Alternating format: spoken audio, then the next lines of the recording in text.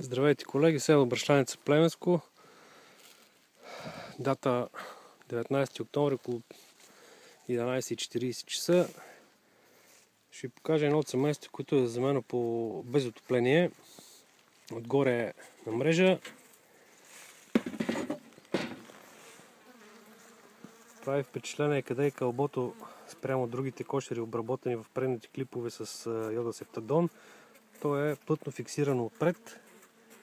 Не е разпуснато, сега се поразпусна, понеже почнах да го обработвам и него. Плътно фиксирано, без каквото и да е излишни движения на пчелите. Така, отдолу също е на мрежа. Ето, то се вижда. Така са абсолютно всички кошери на мрежа.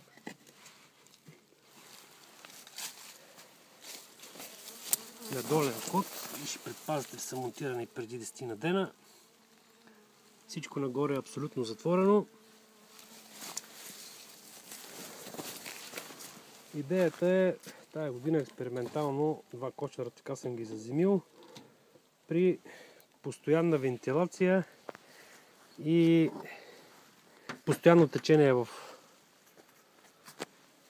пчелното кълбо. Ще видим как ще е работата.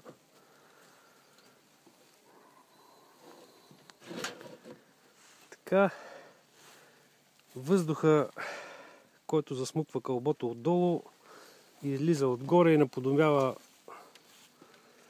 комин.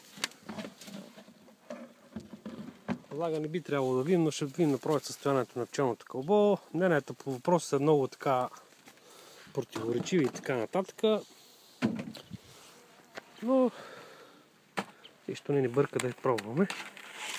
Това е друг от кошерите. Осмак. Тази годишна майка.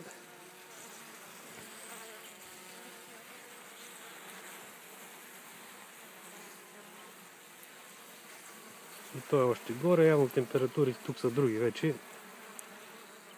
Макар че е на мрежа.